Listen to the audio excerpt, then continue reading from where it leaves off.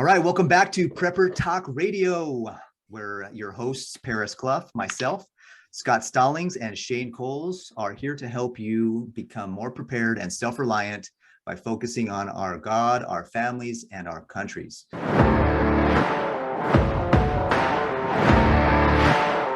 Super excited to be with you guys again today. How you guys feeling? Feeling good. Looking forward to the weekend myself. Shane's like, I'm great. Do I really want to be here? I do, but, and I'll stop there. Well, it's like everything that's going on in the world and everything that's going on in our homes and in our communities. It's like, oh, I have to adult today. But then It's like you stack on, I have to also be respectful of other people, even when they're crazy. I have to be responsible for myself and not say something that's going to get me in trouble. Mm-hmm. Unless I kind of want to be lawfully disobedient. And then there, all the other factors, right? So here we are. We made it today. Very difficult. So did you. You're listening. Thanks for listening, guys. It's nice to finish up with a long day of work, sitting in front of your computer, and then sit in front of your computer for another hour. Right. The best hour of my day. Yes. We're going to talk about some awesome stuff, though. So that'll help us get back in the right mood. Hopefully by the end of this, we'll all be in a better mood, or at least feel like we're in a better mood and better prepared for what's going on in the world. So we're going to take a few minutes and talk about different topics today. We're going to talk about if you're just brand new to the journey of preparedness and becoming self-reliant, what should you do? What are your first steps? We're going to talk a little bit about some skill sets that we think you ought to be working on and looking at. We're going to talk about some mindset issues. And then we'll spend a few minutes at the end wrapping up with some current events, some of the craziness that's going on in the world, and some of the thoughts and feelings that we have. Make sure that you're following us on all of our platforms. We've got Facebook, we've got a Facebook group, we got pages, we got comments, please. We want to know what you want to know. We want to hear from you what you want to know about, so that we're bringing relevant content to you and answering your questions and different things that you want to do. So I think this first little section right now, we're going to talk about what to do when you first get started. Some of the questions that I've seen and get often when I'm first introducing somebody or talking to somebody about being prepared. When somebody comes up to me and says, Paris, what do I do? I get it. I understand I need to be prepared. What do you recommend is the first step? So that's going to be the kind of the question that we're going to talk about in this first segment here. So I can kick off with some ideas, but what do you guys think? What if someone comes to you and says, hey, I get the importance of preparing and being prepared. I've never started, never done it. Maybe I've done it a little while. Maybe I've listened to a few other podcasts. But what would you recommend I do? Well, that's the first step, is just having that desire and knowledge. Once you do that, you're so far ahead of most people I know, honestly. Just having that desire, okay, what do I do next? And then you start to search, whether you listen to us or whomever. There's plenty of information out there, but you just have to have that desire to go and do it, rather than just live with what your current situation is. Mm-hmm. Right. Because most people I talk to, it's quite discouraging that, do you see what's happening? And I count off different things that are going on, and they say, yeah, okay, I'll kind of wishy-washy. I'll head down to the store this weekend or next week. Like, you need to go now. That's my urgency. That's my how excited I am about prepping and being prepared and such. Whereas others, I can just feel that they're not excited whatsoever. So you have to have that excitement. I guess they call it excitement. It's definitely not fear. That's desire, right? Motivation. It's desire. Yeah, absolutely. It's like they wake up. You've got to wake up first. You've got to see that there's an issue. And when you recognize that, a lot of people get that deer in the headlights situation, go, oh, crap. Mm-hmm. And they freeze. They don't know what to do. They don't know how to get out of the way of the car. And so what I always recommend is assess your situation first. Okay. And we should, let's go ahead and throw something up on the website later this week, so you guys listening can actually have a downloadable document to help you with this, right? You wake up, you assess your situation. Number one, do I have the emergency rule of 3, which is, first, I can only survive 3 minutes without air, right? Is my house underwater? No, good. Next, I need 3 days, right, worth of water. Well, sorry, shelter. We've got a house, right? You got out an apartment. So that's your second thing. So the emergency rule of 3 is you can only last 3 hours in, extreme elements without exposure taking a huge toll and possibly killing you. So that's why we do shelter second. Third is water. 3 days of water. minimum. And that's not like, I can survive on a liter of water a day.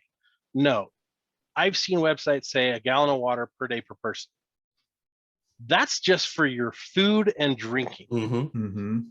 And if you're all freeze-dried foods, guess who's going to be plugged up and wanting to die within 4 days of eating all freeze-dried foods? You, because you're so full of sodium and things you're not used to eating on a daily basis, but you're going to wish you were dead, right? So make sure you've got a gallon of water a day to have a drink. laxative in your 72-hour kit, is that what you're saying? Absolutely. Get your water. Get 3 days of water for your whole family for hygiene, for cleaning the house. So your personal hygiene, for cleaning the house, and for consumption. So you're looking at 2 gallons a day minimum per person. Yep. Right. Then next you look at your food, because you don't need food. You could like listen to the intermittent fasting podcasts out there. Some of these guys go 30 days, 40 days, no food. And I could probably, like, look at me. I could probably go 60. You got Would food I storage. want to? You carry your food No. storage with you? Unfortunately. Well, that's what I joke is around my waist is where I carry my 72-hour kit. Nice. Right. So we a lot of people get panicked. They're like, I gotta go get all this food. Well, yeah, but let's focus on first things first, right? Getting the right thing. So start, make sure your shelter's okay. Number 2, then you get your water. Number 3, then you get your food. And then you start getting all the cool gadgets and everything else after that. But focus on first going back to shelter again. Shelter meaning, okay, now I've got inclement weather I've got to focus on. I've got to focus on, I live in the mountains of Utah, and I got 16 inches of snow the last 2 days. If the power goes out, what are my heating sources in my house? That's the next step to look at, in my opinion, right? Get those things taken care of so that I can at least survive. Then you start going on to the next thing, the next thing, the next thing. And everyone's going to prioritize differently, and it's going to matter where you live. But it's like, that's prioritization, and then assess your situation. Okay, do I have the water? Okay, no. Okay, I need to get some water. Do I have any food? And put it paper to pen. I'm just gonna create a document and put it on the website, and you guys can download it, and it'll actually make sense for you beginners. For you advanced guys, you look back on it and say, hey, that's a pretty good place to start, and pass it out to your friends. Like, help the people that you know that are starting on this journey with the right tool, and let's just get some more tools out there for everybody. And oh, sorry, Paris. It is a circle, like Scott was saying. You start with 3 days worth of water. You make sure that's good. You got food. You come back around to your shelter and build that up and continue to lengthen the time that you have for your water storage, your food storage, and so forth. And like you say, come back around to your residence, your shelter. How can I heat that in winter? How can I keep it cool in the summer, and so forth? And just expand the different layers. With that level of preparedness. I just moved from California, and how I have my shelter is different. I have to prepare for different things now that I'm in Utah. So I have snow. I've never had snow to deal with. So in my preparedness, I've got to now think about, okay, what if things hit the fan during a snow season or a snowstorm? I've got to be ready for those types of things. I have all kinds of preps for warm weather, but I don't have as much preps as I should for that cold weather. So that would be the first thing.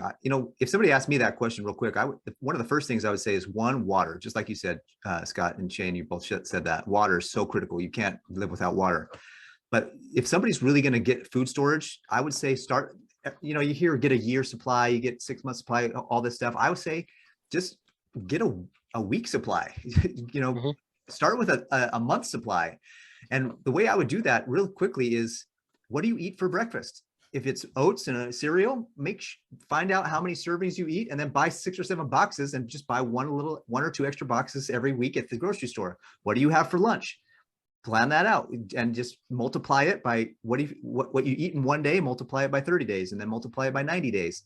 As you start to build your preps, that's how you do it. You just start with what you already eat. Now that 30-day, 90-day supply needs to be what you would eat right now. Every day. Yeah. And what's fun is, like, we'll go and we'll coupon, or we'll find like the killer deal. And it's like, our kids will eat cereal all day long. Great. So what do we have a ton of? Cereal. And when they go through one, we've got 6 more boxes. And we go buy a new one once that one's empty and put it at the back. And you just rotate your food and you just keep going and you're fine. Yep. Like we have 90 days of pantry food. Like you build up to it. If you have the money, go get it now, because shoot, inflation's coming. It's already here, but it's just going to get worse and worse and worse. Mm-hmm. So if you've got the extra, get the extra. That keep your money out of money, keep it in food, and then look at assets, right? Get the things that you're going to live off of and survive off of for the next 90 days done first. Amen. Right. So, and then also, you know, make sure the whole family's together on it. If you live all by yourself, it's not hard to get prepped by yourself, but you've got to find where you can with your community. You've got to find places you can work with them, meet up with them, right? Find people that are like-minded that you can bond with, right? Not everyone that is into prepping you're going to jive with, Mm-hmm. you know. So find people that work well with you. So if you need to look for people to do that with, go on social media, find the different groups, see which one you resonate with. You know, hop on our Facebook group, follow us on Instagram, follow us on Twitter. I mean, you can follow us almost on any social media platform. We're on Gab now. We're going to be on Tumblr soon. So get on there, resonate with our groups, and find the people who you like in your areas, because we're all over. Like, surprisingly, what was it? 6% of our listeners are in California, right? You guys are stalwarts holding out behind the enemy line, like I don't know literally. if I call it the Seriously. stalwarts. Wow. If they're listening, they're either spying on us, or hello spies, or you're actually paying attention and you're trying to be prepared. And Yeah. our mission is to create prepared communities. Well, So I know, Scott, day or two ago, you dropped a photo on Facebook and Instagram, I guess, of the pocket dump, right? Mhm. And I think that's one thing that people can do right now, other than, like you said, the survival rules of 3, which are what I base most of my decisions on when I'm trying to determine priority. That's what I use. But what is going to change your life right now? What's going to motivate you to move forward make a step every single day? One thing I brought up, we talked about a long time ago, is if you don't carry, see if you can even see this, it's all nice blue blending screen in. of There you go. If you don't carry a knife with you every day, you don't appreciate how much this tool can do for you every single day. And so that's one of the first things I say is put a knife in your pocket, you know, or a tool, multi-tool. If you can see this into a Swiss tool. Those are some of my EDC, my pocket dump things. There you go. right. Are we all showing ours? That, yeah. I'll show you yours if you show There me you go. mine. There you go. Or I'll show you mine if you show me yours. All right, wait, before we go any further, what's your brand? Everybody has a brand. What's your pocket knife brand? Spyderco. I love Spyderco. That's awesome. What else? Paris, what's your brand? Right now, it's my EDC knife is from LA Police Gear.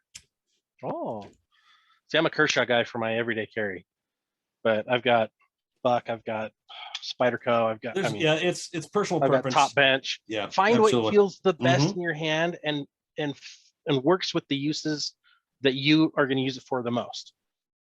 Like, that's what makes most sense. Don't worry so much about the brand. Worry about your particular case, like your uses. And as you continue to use that tool, may realize, oh, this doesn't quite work for what I want it to do. And then that's when you start to learn. That's when you start to discover really what tools work best for you, and you start to adapt and to change. And then your eyes open up to all these different possibilities. That is, if you are not currently carrying a knife or have any kind of EDC with you.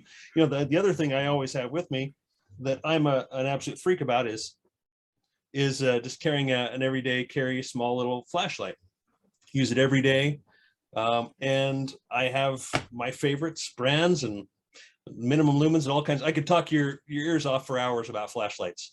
But yeah, we're gonna get some gear stuff too. Eventually, it's some of these podcasts we'll talk about some of that cool stuff. That's absolutely cool stuff. And so it's just starting to discover those things and take a different avenue and learn something different they didn't know anything about. That's really what I'm trying to say here. And just to expound, pocket dump, going back to that, it's just the daily things you carry all the time. Right? Yeah, that's all it means. What you carry on your person, you know, I've got a bag full of other stuff, but what else do you carry on your person in case you didn't have that bag? I mean, it should include obviously your wallet with some cash in it, It So should pocket include your dump sounds- firearm. It should Pocket dump include- sounds a lot like that old hand